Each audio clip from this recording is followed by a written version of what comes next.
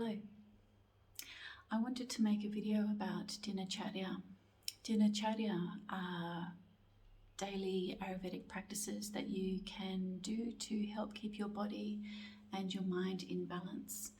There's loads of different practices that you can do, so I've got a selection that you might like to experiment with. I wanted to make this video because knowing how to do it, to get a demonstration of how to do these things, is a little bit tricky to find. Demonstrating them isn't pretty, but I think it's important to let you know how to do them, yeah? I have written a blog about Dinacharya and a little more of why we do the practices that we do. You can find the blog on my website, thinkingfeelingmoving.com. If you have any questions, hit me up and I will let you know the best that I can. Okay, thank you. Hi, let's talk about how to use a tongue scraper. This is a tongue scraper. It's made from copper, and you can also get them made out of stainless steel. I've even seen a plastic one. Copper is good because it's antibacterial. The purpose of scraping your tongue, you know, when you get up in the morning and you've got a lot of gunk over your tongue. So we call that armor, and your body's trying to get rid of the armor or the waste. So if you get up in the morning and the first thing you do is have a drink, you're re-ingesting what your body's trying to get out, which builds up over time, which isn't any good. So scrape it off your tongue. Some of my clients have said that they use a toothbrush. That's not going to get it out. It's just moving the gunk around on your tongue. So scrape it off. If you don't have a tongue scraper, you can use the edge of a spoon, perhaps, as a make-do version of. So what you want to do, first thing in the morning, okay. So you go, start at the back of the tongue and come out, and then also on either side. Okay.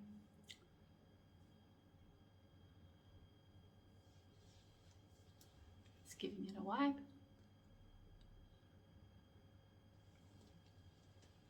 Not the most attractive thing, but I think it's important for you to know how to do this.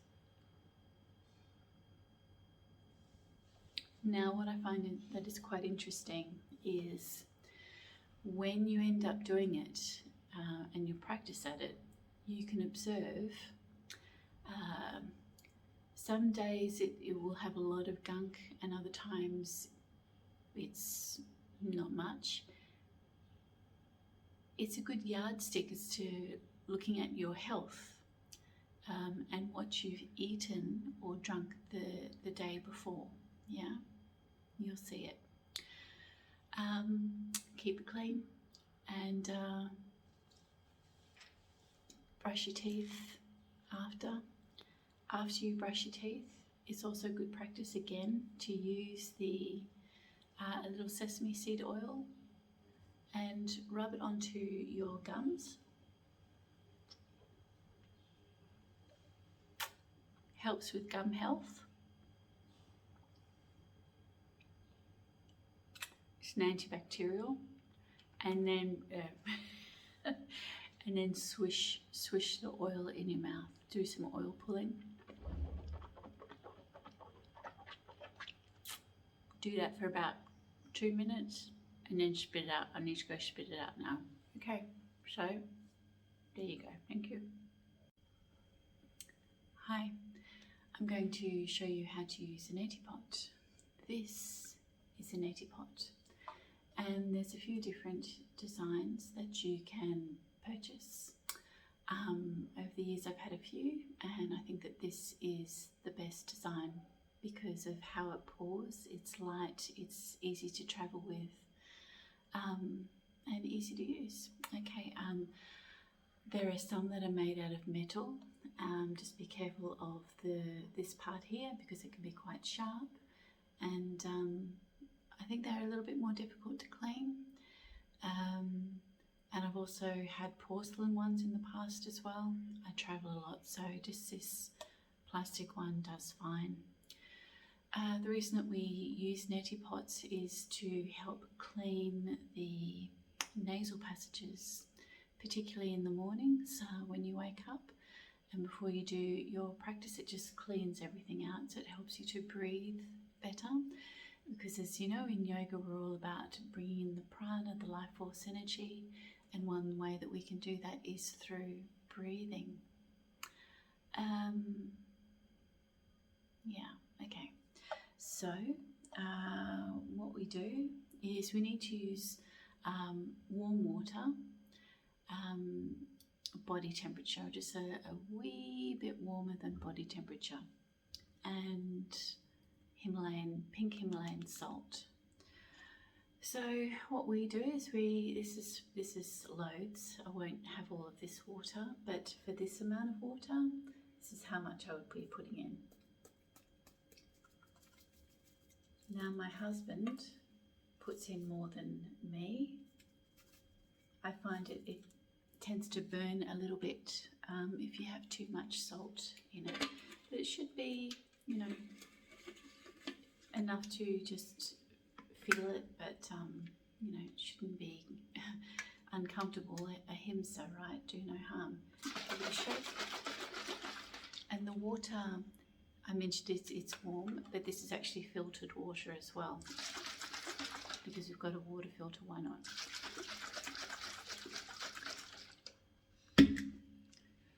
Okay, so I'll just pour a little in here.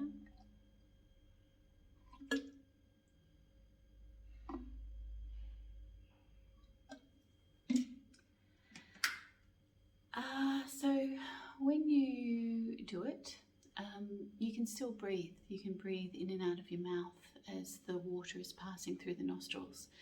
So if you tilt your head and look down towards the sink, then it's going to be the right angle. Okay, I'm going to take my glasses off for this one. Okay, so just put it up one nostril, lean your body forward and look down, and then lift the pot. I could breathe it out of my mouth, so I'm going to over breathe to show you that you can still breathe, okay?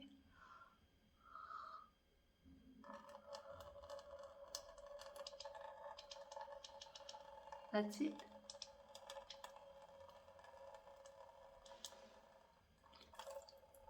Excuse me. Just give your nose a blow, and then you can do the other side.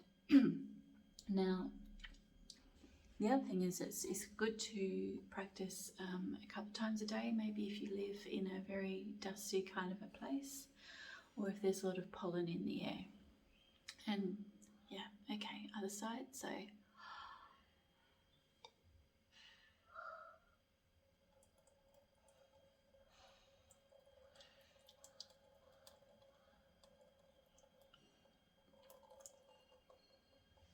excuse me. So blow your nose afterwards, lean your body forwards and give it a good blow. I'll do that now.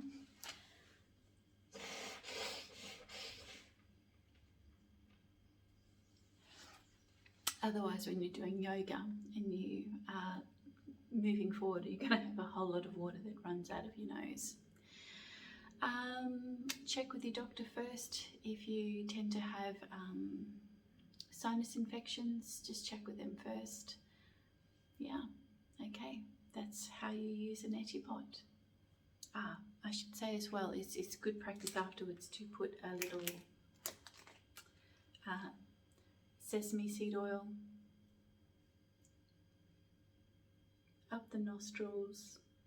I also put it in my ears as well, just to help re-lubricate. So this is Nasya. as a technique. I just use sesame seed oil, but if you go to an Ayurvedic store, you can get particular oil with a mixture of different herbs and whatnot. Okay. The other thing is that I'm in a warm place at the moment, so this is already quite warm. If you are in a colder climate, make sure that you're not putting like cold oil up your nose at all. Yeah. You might find that having the oil up your nose makes you want to blow your nose afterwards. That's normal, that's fine. It's just getting everything working. Okay, thank you. So for Abhyanga, I just get some hot water and put it in a bowl, and then put the cold pressed black organic sesame seed oil in a smaller bowl. So there's only about, look, I've got about a third of a shot glass in here, which is loads, and then I put that in the top. That's going to warm the oil, and this oil is then going to be ready for use for Abhyanga or self-massage. Okay, let's talk a little bit about Abhyanga or self-oil massage. So in front of me I have the warmed cold pressed black organic sesame seed oil already prepared. So just put some in your hands, and essentially what you want to be doing is to go around on your joints and long on the limbs, yeah? Round on the joints, long on the limbs. Moving away from the heart space. And of course, be gentle around your breasts. And when you're doing your belly, start from the right side and go down left, making a circular motion. Do everything. Back, shoulders, buttocks, legs, feet, hands, neck, face. I've already done my face. Put it in your hair. Your body is just going to just suck it up. And it's very good for helping to calm your nervous system. So it's very pacifying, very good if you have a vata aggravation. Helps with inflammation in your joints. It's just really, really good to do, ideally with the warm oil once a week. But definitely with the, I do it daily, except I don't put in my hair daily, with the coconut oil. And coconut oil is a cooling oil.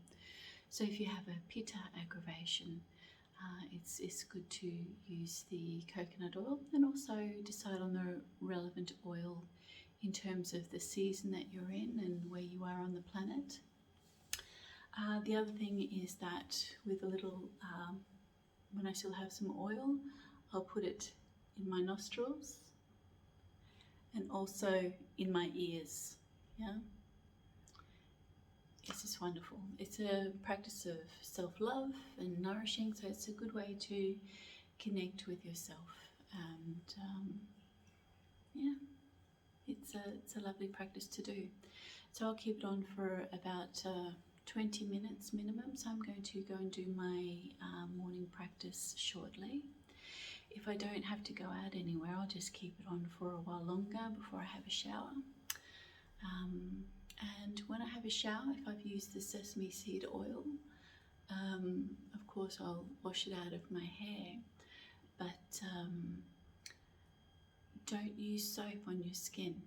Just let the warm water wash the residual oil off your body. Yeah, and it feels so very good afterwards. Okay, thank you.